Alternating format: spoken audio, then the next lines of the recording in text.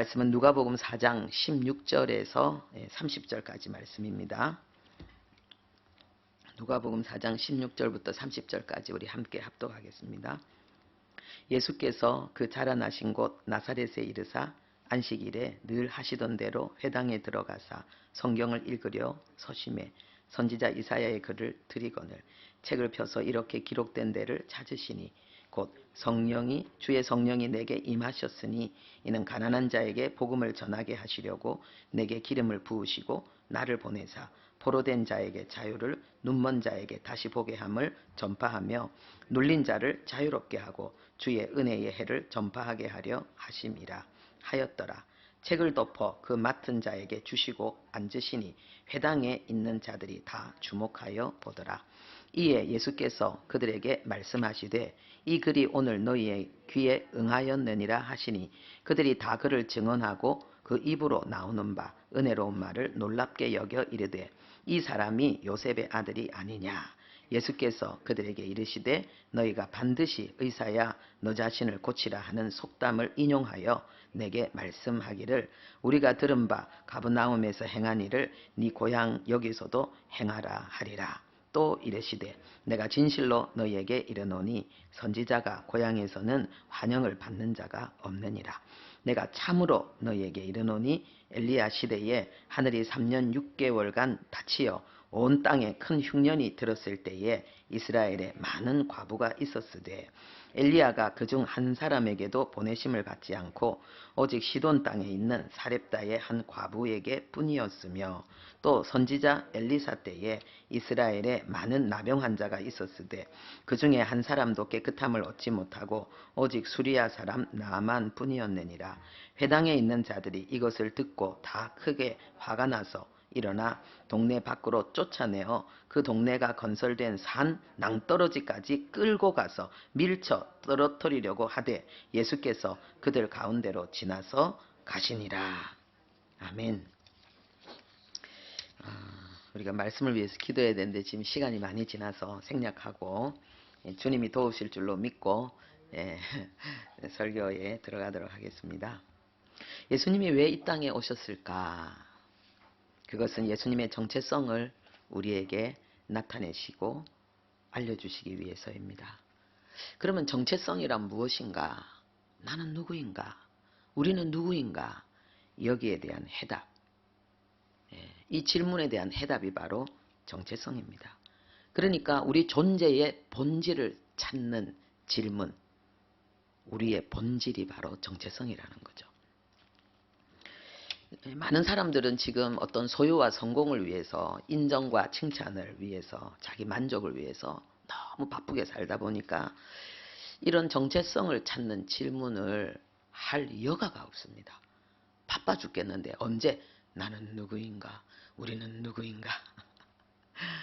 이 질문을 하고 이 질문을 찾으려고 하지 않습니다. 왜냐하면 이 질문은 하는 자도 적지만 이 질문에 대한 답은 세상에 없기 때문에 그렇습니다. 우리가 살다 보면 열심히 애쓴 만큼 사람들의 인정과 칭찬을 받게 됩니다. 그런데 그 인정과 칭찬이 나일 수도 있고 내가 아닐 수도 있습니다. 그 칭찬이 진정 나라면은 너무 좋지만은 그냥 내가 걸친 옷처럼 나를 좀 더 보기 좋게 만드는 거였다면 이 옷은 낡아지잖아요. 이 옷이 벗어 던져지면 그건 이 옷은 내가 아닌 것처럼 내가 아닌 거죠. 우리가 아무리 많은 소유와 성공과 인정과 칭찬을 갖게 된다 할지라도 그것이 실제로 나와 관계 있는 참된 나일 수도 있고 나와 아무 관계 없는 그냥 일시적인 현상에 불과한 거일 수도 있다는 것입니다. 그래서 우리가 나의 정체성을 찾고 이 정체성을 펼쳐내는 삶을 살아야지 그 인생이 후회가 없는데 내 정체성을 찾지 않고 이 정체성과 관계없는 삶을 살면은 그 모든 것은 아무리 많은 것을 소유하고 아무리 많은 성과를 얻어도 그것은 땅에 떨어져서 그냥 사라지는 낙엽과 같은 것이 될 수 있다는 것입니다. 그래서 우리는 본질을 찾고 그 본질을 이루어내는 삶, 그 삶을 살아야 되고 그렇지 않을 때는 안개와 같다는 거예요. 우리 인생이 사라진다는 거예요. 그리고 그냥 한낮 한여름밤의 꿈과 같은 삶인 거죠. 꿈은 헛것이잖아요. 깨고 나면은 나하고 아무 관계가 없잖아요. 우리가 평생을 수고해서 살은 삶이 안개와 같고 그냥 한순간의 꿈과 같은 삶이 되지 말아야 되겠죠. 그러기 위해서는 정체성, 나는 누구인가? 여기에 대한 해답을 얻어야 되고, 그리고 그것을 펼쳐내는 삶을 살아야 되는데, 이게 본질을 찾는 거죠. 본질은 변하지 않는 거예요. 영원한 거예요. 예. 어떤 관점이 아니에요. 실제예요. 이게 무엇입니까?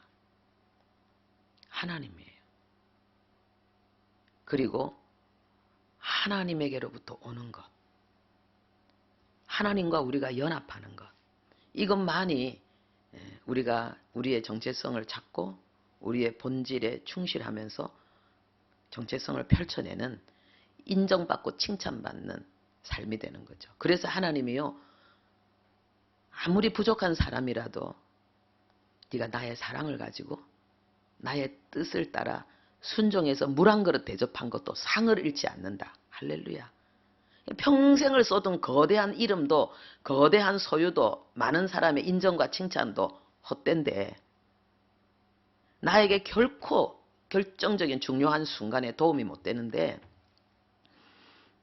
내가 하나님 안에서 내 자신을 찾고, 그리고 하나님의 뜻 가운데 행한 모든 작고 사소한 일도 하나도 남김없이 그날에, 우리가 주님 앞에 서는 그날에 인정과 칭찬을 받는 거예요.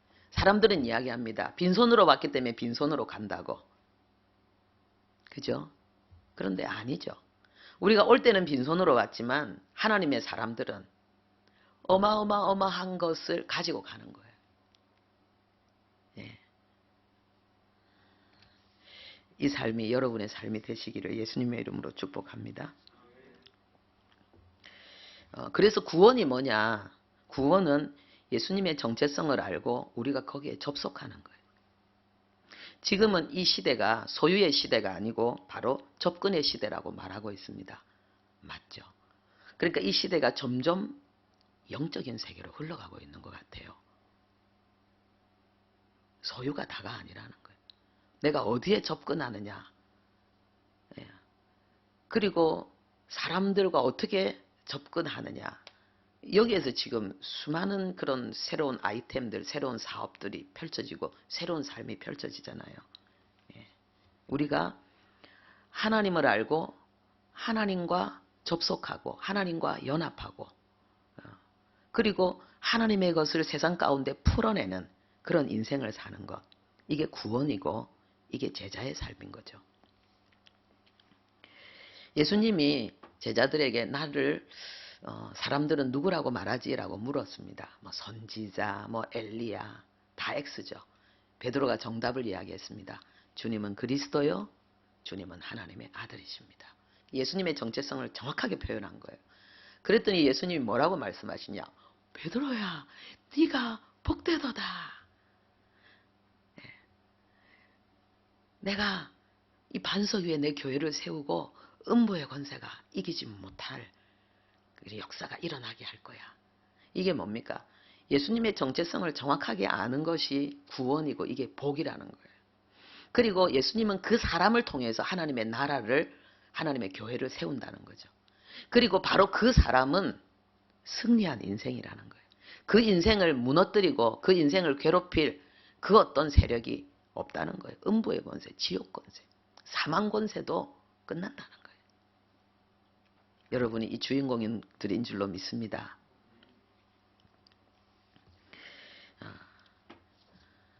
예수님이 직접 이 진리를 우리에게 가르쳤습니다. 요한복음 17장 3절에 영생은 곧 하나님과 그의 보내신 자 예수 그리스도를 아는 것이다. 영생이 뭐냐는 거예요. 아는 거라는 거예요. 정체성을 아는 거잖아요. 그리고 베드로를 통해서 베드로후서 1장 3절에 생명과 경건에 속한 모든 것을 우리에게 주셨으니 이는 부르신 이를 알므로 말미암음이라. 여러분, 이 생명이 무슨 생명입니까? 하나님의 생명조예요. 수많은 피조물이 있지만은 하나님의 생명을 주지 않았어요. 그냥 하나님의 속성을 주셨을 뿐이죠. 그래서 하나님의 아름다움을 질서와 조화와 균형과 순전함이 그 향기가 하나님이 만든 모든 피조물 가운데 있는 거예요. 그런데 하나님은 우리 인간에게만 유일하게 하나님의 생명을 주셨어요. 왜요? 하나님과 접속하게 하시고 하나님과 교제하고 하나님과 연합하고 하나님과 하나 되게 하시려고. 그래서 이 생명을 소유한 우리는 영적인 존재, 영이신 하나님과 교제하게 되는 거예요. 이 동물은 뭐 사람도 알아보고 그쵸? 뭐 교제하고 뭐 다 해요. 그런데 동물은 하나님을 찾지는 않아요. 하나님을 예배하지는 않아요. 왜요? 영이 아니니까. 그래서 동물이 아무리 훌륭해도 피었다 지는 꽃과 같아요. 죽으면 끝이에요. 어떤 사람은 동물이 너무 좋아가지고 죽을 때 천국에서 만나자 그러는데 동물은 천국에서 안 만나요. 꽃이 시들었다 지는 거와 똑같아요. 우리 인간만이 유일한 특수한 피조물이죠.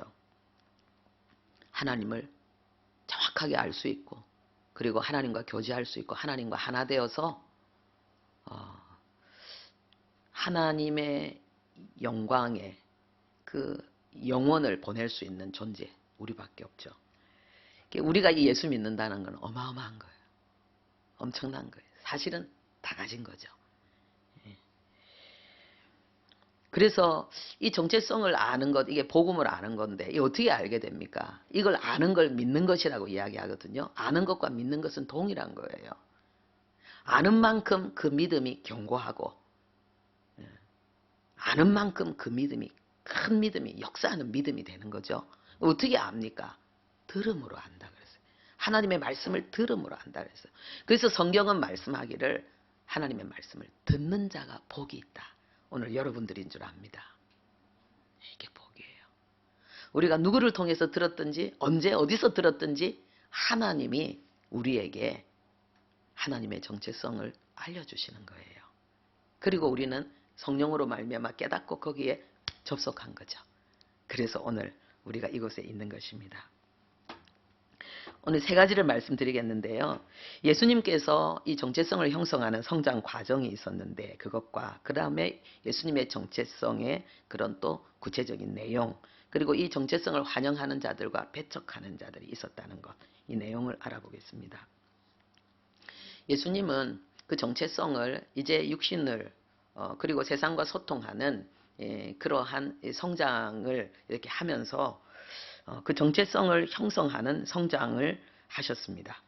예수님이 30세에 공식 업무를 수행하셨습니다. 그리스도의 공적인 사역을 시작하셨는데 그 전에 예수님은 30년 동안 성장하셨고 준비하셨다는 것입니다. 그게 뭡니까? 그 정체성을 이제 공식적으로 풀어내는데 필요한 시간을 가졌다는 것입니다. 우리가 하나님의 자녀가 되고 하나님의 신비가 우리 안에 들어와도 이것을 이웃들에게 풀어내고 펼쳐내는 삶을 사는 데 있어서는 때로는 하나님이 공식적으로 우리를 뚜렷하게 하나님의 어떤 사역에 이렇게 정말 영향력을 끼치면서 영혼을 변화시키는 그 일에 쓰시기 전까지 하나님은 우리를 준비시키시고 성장시키십니다. 그리고 그 마지막이 뭐였습니까? 예수님이 광야에 나가서 사단과 대결하는 것이었습니다. 성령께서 예수님을 광야로 보낸 것입니다. 우리가 하나님의 일에 쓰임받기 전에 이렇게 많은 시간을 성장하면서 준비하는데 마지막 단계가 뭐냐? 영적 전쟁입니다. 영적 전쟁이에요.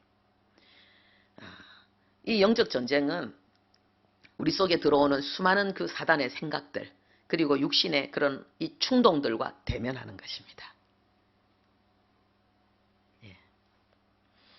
상당히 괴롭죠. 처음에는 교회만 나와도 승리하는 거예요. 예배만 드려도 승리하는 거예요. 그런데 은혜 받고 시간이 지나면은 하나님은 이제 우리에게 우리의 모습을 보여주시는 거예요. 우리 안에 역사는 죄를 보게 하시는 거예요. 외부로부터 막 충동합니다. 내면에서도부터 끌어오릅니다. 이 세력과 우리가 결판을 내는 거예요.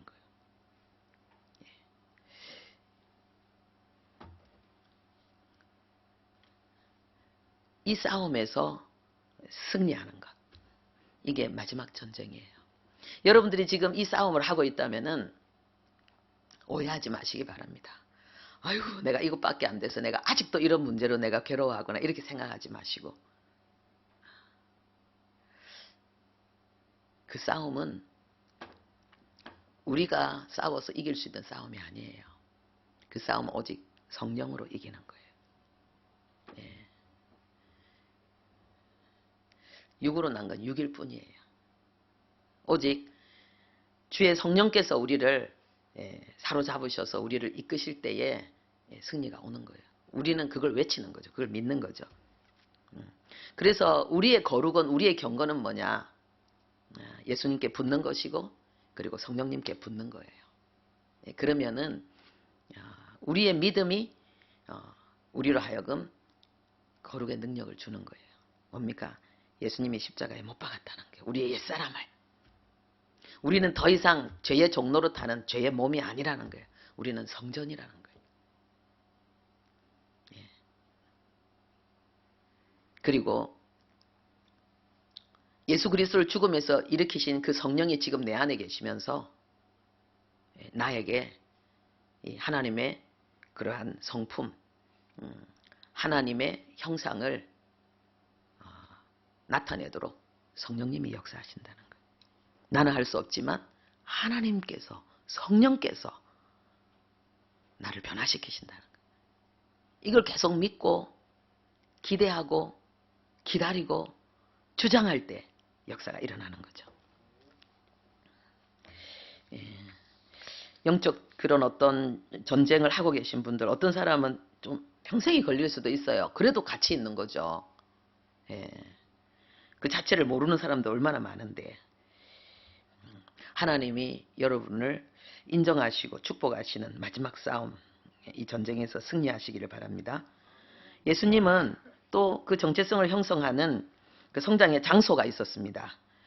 오늘 본문 16절에 예수님이 자라나신 곳이 나사렛이다 그랬습니다. 이 나사렛은 아주 아름다운 해변 마을이었지만은, 그런데 그곳에 살고 있는 이 사람들의 삶은 참으로 서럽고 고통스럽고 비천하고 그늘진 그런 삶이었습니다. 그래서 사람들이 나사렛이라는 이름은 바로 그런 사람들이 모여 사는 그런 장소의 대명사처럼 쓰였습니다. 그래서 나사렛에서 무슨 선한 것이 나겠느냐 이런 말까지 했던 것입니다.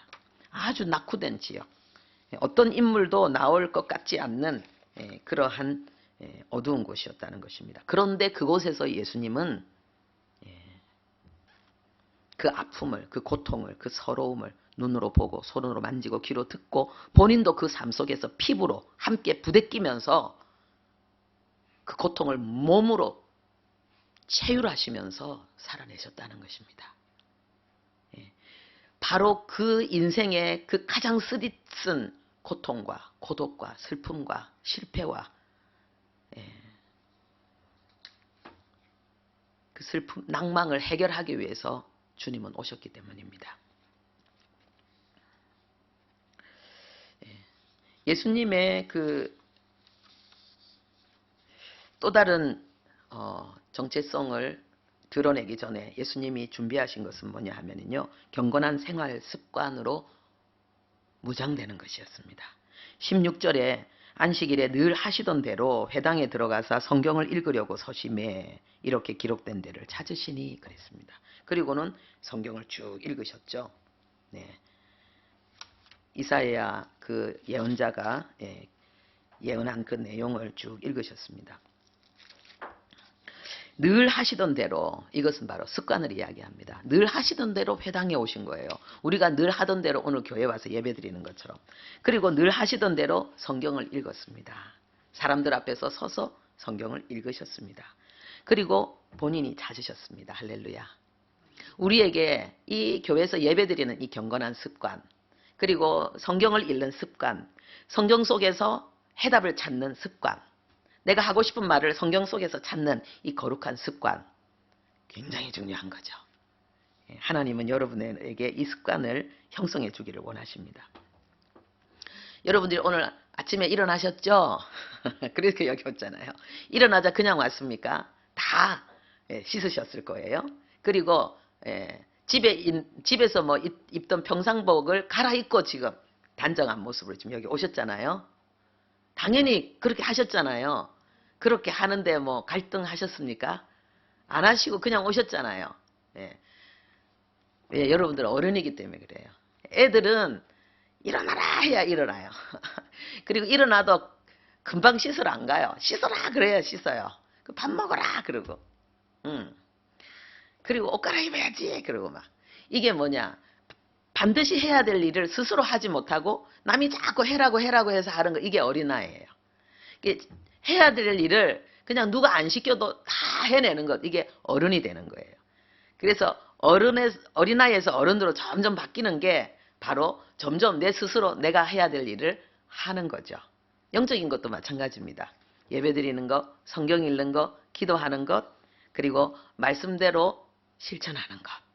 문제를 만났을 때에 그 문제 속에서 하나님의 답을 찾고, 또 그 답을 찾는 것도 쉽지 않지만 이루는 건 더 어렵잖아요. 그러나 그것을 이루려고 헌신하는 것. 이런 것들이 영성으로 이게 장성한 자의 모습인 거죠. 우리가 교회에서 사람을 만나면은 언제나 환한 미소로 사람을 대하는 것. 이게 최고의 사랑이에요. 예. 그냥 무덤덤하게 인상 쓰고 그냥 훅 지나가면은 저 사람 왜 나한테 화났나? 아니면 무슨 걱정이 있나? 어디 아프나? 온갖 이 짐을 상대방에게 던지는 거예요. 예. 그래서 항상 이게 밝은 미소로 사람을 대하는 거. 이런 것들이 이제 교회 안에서 자꾸만 가르치는 영적인 것들이죠. 이 생활 습관, 이 굉장히 중요한 것입니다. 우리가 이런 그 하나님 앞에서 이 경건한 것이 이렇게 생활 습관으로, 이게 정체성이 생활 습관으로까지 완전히 형성되었을 때 그 사람은 더 이상 세상의 그 어떠함으로 인해서 흔들리지 않습니다. 물론 흔들리는 순간이 있을 수도 있죠. 근데 중심을 잡죠. 예. 자, 그러면 이제 예수님의 정체성은 무엇이었는가? 이걸 보겠습니다. 당연히 기본적으로 예수님의 정체성은 하나님이죠. 근데 하나님의 어떠한 정체성을 우리에게 드러내시는가? 첫 번째는 겸손과 연합입니다.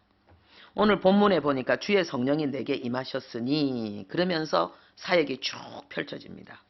성령이 임하셨다는 거예요. 이게 성령과 하나 되었다는 거예요. 하나님의 너무나도 가장 최고의 아름다운 속성이 뭡니까? 겸손과 연합이에요. 예수님의 사역은 이 성령님과의 연합을 통해서 펼쳐지기 시작했습니다. 우리가 하나님을 위해서 일한다고 할 때에 가장 중요한 것이 뭐냐? 연합할 수 있는 사람이 되는 거죠. 누구와? 하나님의 사람들과. 연합은 우리가 인류가 잃어버린 가장 아름다운 하나님의 영광입니다. 그리고 하나님의 형상입니다. 삼위일체, 이 연합하신 하나이신 하나님이잖아요. 그래서 이 연합은 하나님의 말씀이 우리의 육신을 입은 결과로 우리에게 나타나는 겸손한 모습입니다. 그리고 이 연합의 비결은 자기를 버리는 거예요. 자기를 버리지 않으면 연합이 안 됩니다. 이 자기를 버린다는 게 무엇이겠습니까? 나를 위하는 마음을 버리는 거죠. 내 중심을 버리는 거죠. 예수님도 자기를 버리고 이 땅에 오셨잖아요. 아버지의 뜻을 이루기 위해서. 자기의 유익을, 자기의 존귀와 영광을 버리고 죄인의 몸으로, 죄인의 모습으로 이 땅에 오셨잖아요. 자기를 버렸기 때문에 하나님 아버지와 연합해서 그 공생의 길을 갈 수 있었던 거예요. 성령님도 철저히 예수님과 연합하셨고 지금도 우리와 연합합니다. 왜요? 성령님이 원하는 것은 오직 예수님의 영광을 나타내는 거예요. 성령님은 자신을 위해서 일하지 않아요. 성령님은 오직 아버지의 뜻을 위해서, 오직 예수 그리스도의 복음의 영광을 우리에게 알게 하고 예수님의 영광을 나타내게 하기 위해서 성령님은 우리 안에서 일하고 계신 거예요. 그런데 이 연합, 이 아름다운 이 연합이 바로 믿음의 열매라는 거예요. 믿음의 그 동전과 양면과 같은 거예요. 여러분, 우리가 정말 내 자신을 위해서 아둥바둥 나의 유익을 위해서 그냥 아둥바둥 살아도 부족한 판에 어떻게 내 이익과 내 바램을 내려놓고 다른 사람과 그리고 하나님의 뜻에 나를 던진단 말입니까? 이 믿음 없이는 할 수 없는 일이에요. 이 믿음이 뭡니까? 하나님 나를 사랑하신다는 거예요. 하나님이 나를 돌보신다는 거예요. 나를 향한 하나님의 완벽한 계획이 있는데 이 하나님이 천지의 창조주고 만물의 주관자라는 거예요. 이 하나님이 나에게 해를 줄 일은 없다는 거예요. 하나님 나를 너무 사랑하시고 하나님 나를 책임지고 돌보기 때문에 내가 나를 위해서 특별한 일을 해야 될 필요는 없다는 거예요. 그러니까 믿음의 결과가 바로 연합이 되는 거죠. 우리가 코로나 시대에 다 뭡니까? 단절의 시대거든요. 단절의 시대. 사람들은 더 외롭고 더 고독한 거예요. 더 힘든 거예요. 그런데 이 시대는 새로운 접속의 시대로 가고 있는 거예요. 예. 물질적인 접속, 이 뭐 컴퓨터를 통해서 휴대폰을 통해서 접속하면서 엄청난 새로운 시대가 지금 펼쳐지고 있잖아요. 그런데 더 중요한 것은 하나님의 자녀는 영적으로 접속하는 거예요. 하나님께 접속해서 하나님과 연합하고 그래서 우리는 서로 또 하나님의 진리, 하나님의 뜻 가운데 함께 연합하고 가정이 주님 안에서 연합하고 이렇게 할 때에 이 연합의 힘은 이 모든 이 코로나 시대의 이 어둠을 우리에게 주어지는 여러 가지 불편함과 그런 많은 불이익들을 헤쳐나갈 수 있는 돌파의 능력이 연합이라는 거예요. 연합에서 바로 그 힘이 나온다는 것입니다. 지금 아무리 어렵다 그래도 교회가 연합하고 가정이 연합하고 교회끼리 또 연합한다면은 우리는 승리할 수밖에 없습니다. 두 번째 예수님의 정체성은 뭐냐? 치유와 회복인 거예요. 이 그리스도의 그러한 그 본질이 뭐냐? 치유와 회복이라는 것입니다. 그리스도의 역사가 뭐냐? 치유와 회복이라는 것입니다. 가난한 자에게, 포로된 자에게, 눈먼 자에게, 눌린 자에게 해방을 그리고 치유를 새로운 삶을 제공하는 것. 이것이 이 치유와 회복이 그리스도의 사역, 예수님의 정체성이었습니다. 가난한 자가 왜 생겼습니까? 이 가난한 자란 말은 결핍이라는 거예요. 있어야 되는데 없다는 거예요. 그래서 고통인 거예요. 그래서 이 가난한 자, 이 완전히 쭈그러질 대로 이게 쭈그러진 그 영혼과 그 삶의 그 고통스러운 상태. 그래서 너무 애절하게 도움을 호소할 수밖에 없는 그 마음이 물처럼 녹아진 겸손하고 낮아진 상태. 이 가난한 자. 이 가난한 자에게 하나님께서 주신 복음이 뭡니까? 그 가난의 뿌리를, 그 가난의 원흉을 제거해버리는 거예요. 그게 뭐예요? 사탄이죠. 이 사탄이 하는 일이 도적질하는 거예요. 죽이고 멸하는 이 도적질하는 거예요. 그 사단이 우리에게 역사하면은 소중한 것을 빼앗아가는 거예요. 다 빼앗아. 그래서 우리는 결핍하게 돼 있는 거예요. 그래서 이 예수님께서 이 사단의 세력을 제거하시고 우리의 생각과 우리의 마음과 우리의 삶 속에 그 사단의 영향력을 점점 하나님이 제거하실 때에 우리에게 일어나는 것은 이제 결핍이 사라지고 풍성함이 우리에게 고백되어지는 거예요. 사랑의 풍성함, 지혜의 풍성함, 능력의 풍성함, 공급의 풍성함을 우리는 고백하게 되는 거죠. 예수님이 바로 그 일을 하셨다는 거예요.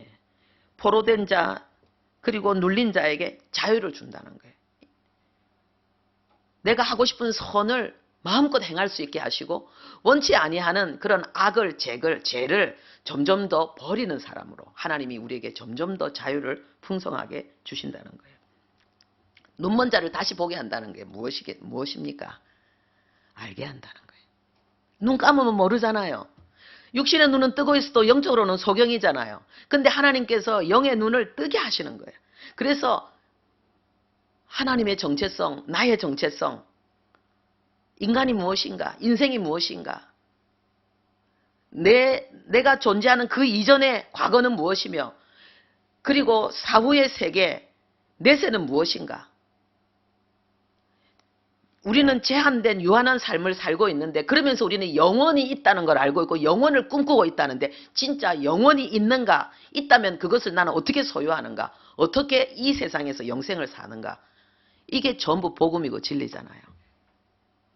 그래서 사실은요, 이 복음을 정확하게 깨닫고 누리는 사람만큼 똑똑한 사람이 이 세상에 없어요. 그 사람처럼 자유롭고 풍요로운 삶을 사는 사람이 없어요. 예.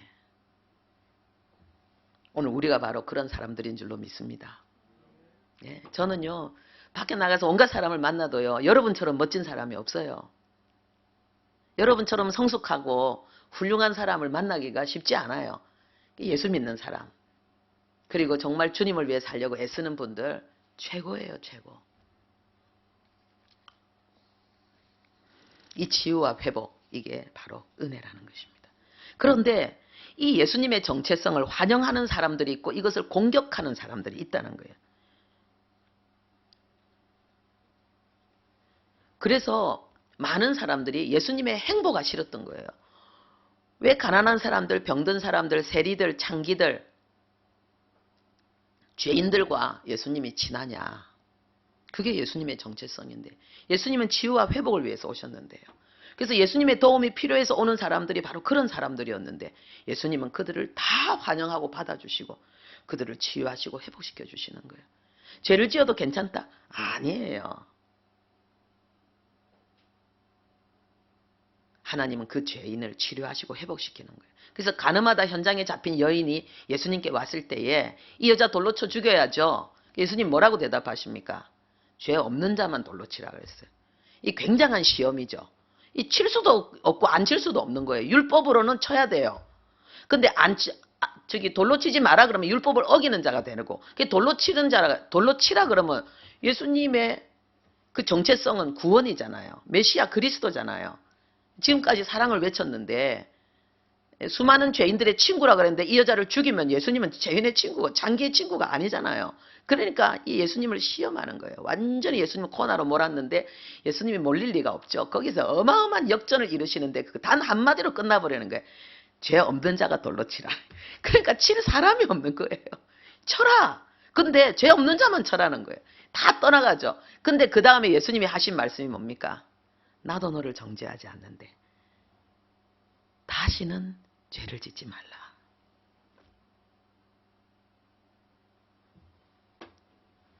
예, 그러면서 예수님께서 빛 가운데 행하면 범죄하지 않는 삶을 또 가르치잖아요. 예수님과 함께하는 삶. 놀라운 삶이죠. 예. 예수님의 이 아름다운 정체성을 많은 사람들이 싫어한 거예요.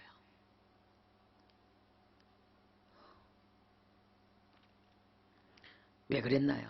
특히 고향 사람들이 싫어했어요. 왜 그랬어요? 자기의 어떤 선입견과 편견, 그 색안경을 끼고 예수님을 보니까 전부 빼딱하게 보이는 거예요. 예수님의 진 면목을, 예수님의 그 정체성의 그 순결함과 그 아름다움과 그 신성함을 못 보는 거예요. 오해하는 거예요. 그럼 이걸 벗어야 되는데 못 벗어요. 이게 뱃속에서부터 이 지금 안경이 만들어진 거잖아요. 뱃속에서부터. 아담 이후로 수천 년을 내려온 그 죄성이 그 DNA를 통해서 부모의 그 DNA를 통해서 몸 안에 지금 들어와 있고, 뱃속에서부터 그 DNA를 가진 부모님에 의해서 교육받았는데요. 완전히 세뇌되어졌는데요. 실제로 우리는 안팎으로 죄덩어리, 뼛속 깊이 죄덩어리, 세포속 깊이 죄덩어리인데요. 예. 내가 이 편견이 이게 벗겨지지 않아요. 오직 내 이 색안경을, 나의 편견을, 나의 선입견을 벗겨줄 수 있는 분은 하나님밖에 없어요. 그래서 성령이에요. 힘으로도 안 돼. 내가 힘써도 안 돼. 능으로도 안 돼. 알아도 안 돼. 그런데 성령께서 역사하시는 거예요. 그래서 삶이 있다는 거예요. 왜 고난이 축복이냐? 왜 인생에 이렇게 많은 고난이 있고 이렇게 많은 아픔이 있고 서러움이 있고 고통이 있는데 왜 하나님은 우리를 이 인생에다 던졌느냐? 귀로만 들어서 안 되는 거예요. 눈으로 보아서 안 되는 거예요. 내 뼛속 깊이 찌들어 있는 이 죄성을, 나의 교만을, 나의 편견을 꺾기 위해서는 내 자아가 굴복돼야 되거든. 이 자아가 안 죽어요. 이 자아가 안 죽어요. 여러분은 잘 죽는지 모르지만은 저는 안 돼요. 그래서 제가 이번에 감사 편지에도 썼는데요. 진짜 고난이 저를 만드는 거예요. 얼마나 많은 처절한 고난이 있는지 몰라요. 여러분에게 다 말할 수 없는데 여러분도 다 그래요. 우리는 서로 우리가 느끼는 아픔을 상대방에게 아무도 전달할 수 없어요. 아무도 나 자신도 다른 사람의 아픔을 공감할 수 없어요. 온전하게. 예. 그런데 그것을 통해서 정말 내가 씻겨진다는 거예요. 씻겨지고 내가 벗겨진다는 거예요. 제가 예수 믿기 전에 가지고 있던 종교성, 그것이 목사가 되었고 이렇게 주님 위해 살겠다고 정말 버리면서 이렇게 달려와도 아직도 그 종교성이 내 속에 남아있다는 걸 제가 고백했잖아요. 그것 때문에 아직도 내 심신이 묶이고 눌려서 하나님이 가르쳐 주신 그 복음의 그 찬란함을, 그 영광을 풍성하게 누리면서 드러내지 못하는 거. 내 안에 있던 종교적인 선입견, 내 속에 있는 거, 그거를 제가 고백했잖아요. 몰랐던 거예요. 그 가장 큰 문제는 내 안에 있었다는 것을, 그리고 가장 큰 변화는 나를 바꾸는 거라는 걸, 내 속에 이 선입견과 편견을 버리는 거라는 거를 몰랐던 거죠. 그래서 이 사람들은요, 고향에 있는 사람들은요, 자기처럼 똑같이 천하고, 그리고 소외되고, 부족하고, 가난하고, 헐벗은 삶을 살았던 예수, 누가 아버지, 내 동창인데, 네 기어다니고 네 기저귀 차고 다닐 때에 내가 네 막 울 때 내 달래주고 막 먹을 거 주고 했는데 그러니까 예수님의 그 신성의 그 역사하심이 가려지는 거예요. 안 보이는 거예요. 그 선입견 때문에. 우리 안에 참 심각한 문제가 저를 비롯해서요. 내가 자존감이 약하면요. 내가 만나는 모든 사람들도 낮은 자존감으로 보게 돼 있어요. 하나님이 내게 주시는 모든 축복도 축복으로 안 느껴져요. 그냥 별 볼 일 없는 것으로 느껴져요. 그래서 이 나사렛에 그 예수님의 고향, 예수님과 함께 가장 많은 시간을 보냈던 이 사람들은 진정 예수님을 배척했죠. 죽이려고 했다 그래요. 죽이려고. 근데 하나님 지켜주셔서 안 죽었지요. 근데 그래서 예수님이 하신 말씀이 뭐냐. 이 문제가 지금 이 상황이 지금 현재만 있는 것이 아니라 과거에도 그랬다. 과거에도 하나님의 사람 엘리야를 사람들이 배척했다는 거예요. 그래서 엘리야가 그 하나님이 주신 그 엄청난 그 신비한 신령한 정체성을 가지고 있었지만은 엘리야를 통해서 그 축복을 누린 사람은 소수였다는 거예요. 사렙다 과부 그리고 나만 장군. 수많은 사람들은 엘리야의 정체성을 몰랐다는 거죠. 나중에 그 갈멜산의 역사가 일어나고 난 다음에 엘리야가 그 두각을 드러내고 선지 그 학교를 세우면서 이제 역사가 일어났다는 것을 우리는 또 성경을 통해 볼 수 있습니다. 말씀을 정리하겠습니다. 나는 누구인가? 이 질문에 대한 해답이 나오지 않았다면은 그 삶은 아직 안개와 같은 삶인 거예요. 우리가 교회를 다니는 것도 중요하지만은요, 이 교회를 다니면서 어느 날 정말 예수님은 하나님이시구나. 우리 인생의 문제를 해결하신 그리스도구나. 눈에 보이는 세상보다도 보이지 않는 세상이 더 중요하고 그 세상이 우리를 기다리고 있구나. 예수님은 나를 그곳으로 이끌어가기 위해서 오신 하나님이구나. 이런 게 열리는 거예요. 그러면서 그 십자가 사랑이 깨달아지는 거예요. 동욱이가 아까 이야기를 했는데 간증했는데 재작년 4월에 주님을 인격적으로 영접했다 그러잖아요. 교회 다니기는 몇 년? 어릴 때부터 다녔어요. 그래서 내가 하도 기가 차서 야, 니 전에 예배 드릴 때 은혜 받고 막 일어나서 주님 위해 살겠다고 막 니 막 헌신도 했잖아. 좀 분위기에 휩쓸렸던 것 같다고. 그래. 근데 이게 뭐예요? 우리가 그러면 이게 교회 다니는 소용 이게 아니고요. 이 교회를 다니면서 말씀을 들으면서 어느 날 이게 열릴 때에 그게 어마어마하다는 거죠. 예, 그게 뭐예요? 이게 성령 세례. 이 성령께서 나를 사로잡으신 거죠. 그때부터 이제는 내 안에 영이 이제는 활동하기 시작하니까 이제 하나님과 교통하기 시작하는 거예요. 성경이 이제 읽어지고 막. 뭐 그렇다고 해서 모든 싸움이 끝난 건 아니죠. 이제 그때 이제 새로운 이제 성장, 하나님의 일꾼으로 쓰임 받기 위한 성장은 그 이후로 또 있으니까는요. 예수님이 보입니까? 예수님의 정체성이 여러분 안에 깨달아졌습니까? 그러면 여러분들은 최고의 인생을 살고 있는 거예요. 예수님을 알고 이제 주님을 본받고 싶어서 애쓰고 있습니까? 지금 주님이 여러분을 통해서 행하실 어떤 일을 위해서 성장하고 있는, 준비하고 있는, 훈련받고 있는 시간을 보내고 계십니까? 혹시 마지막 영적 전쟁을 치열하게 하고 계십니까? 여러분들이 최고의 인생입니다. 결국 후회하지 않을 것입니다. 기도하겠습니다. 하나님 아버지,